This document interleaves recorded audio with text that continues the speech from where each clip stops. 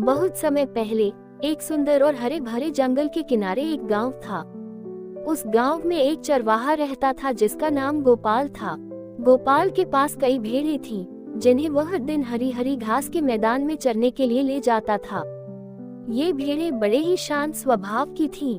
उनका जीवन बस खाना, पानी पीना और चरवाहे के पीछे पीछे चलना था। गांव के चारों ओर एक घना जंगल था जिसमें जंगली जानवर रहते थे। उन जानवरों में सबसे खतरनाक था भेड़िया। गांव के लोगों ने अक्सर भेड़ियों के झुंड को देखा था जो जंगल से गांव की ओर आते थे और भेड़ों पर हमला करने का मौका तलाशते रहते थे। गोपाल और गांव के दूसरे लोग भेड़ियों से हमेशा सतर्क रहते थे। भेड़ें हमेशा अपने चरवाहे गोपाल पर पूरी तरह से निर्भर रहती थीं। गोपाल उन्हें हर सुबह सुरक्षित जगह पर ले जाता और शाम को वापस गांव लाता। भेड़ें इतनी भरोसेमंद थीं कि उन्हें यह नहीं पता होता था कि जंगल में किस तरह के खतरे होते हैं। वे बस चरते रहते और आराम से दिन बिताते। लेकिन एक दिन गोपाल के मन में कुछ विचार आया। उसने सोचा, भेड़ें कितनी भोली और नासमझ होती हैं। इन्हें कुछ भी पता नहीं होता कि अगर भेड़िया आ गया तो क्या होगा।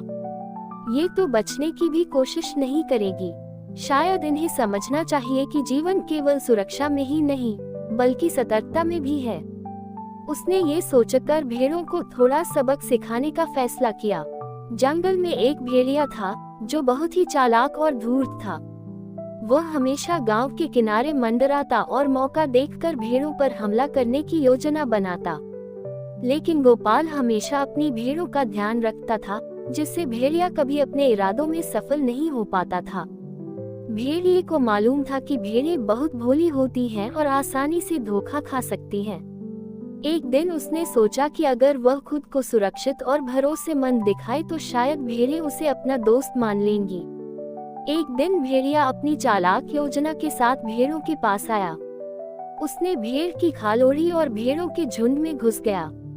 उसकी चालाकी इतनी थी कि भेड़ों को उसकी असली पहचान का पता ही नहीं चला। भेड़िया, जो अब एक भेड़ की तरह दिख रहा था, ने भेड़ों से दोस्ती कर ली। वह उनके साथ घास चरने लगा और धीरे धीरे उनका भरोसा जीतने लगा।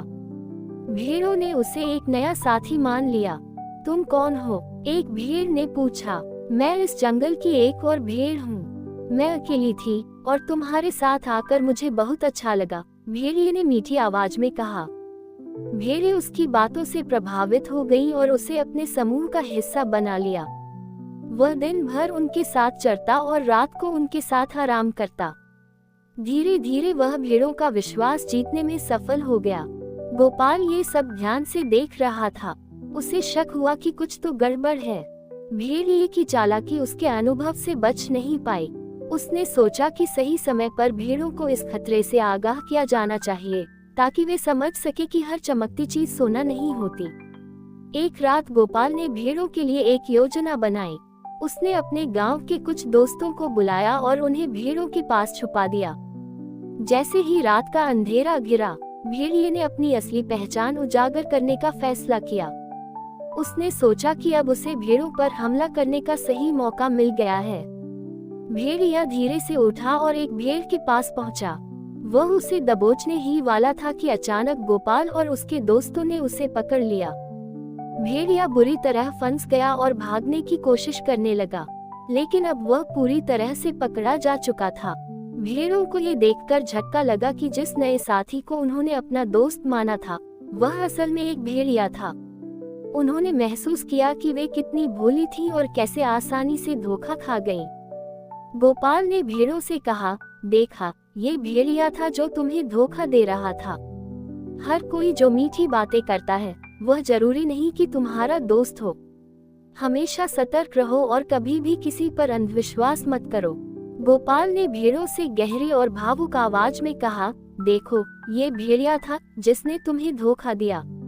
उसकी मीठी बातें और भरोसेमंद चेहरा तुम्हें बहका गया, लेकिन सच है कि हर कोई जो अच्छा दिखता है या मीठी बातें करता है वह जरूरी नहीं कि तुम्हारा दोस्त हो। इस दुनिया में भरोसा करना सीखो, लेकिन आंखें बंद करके नहीं।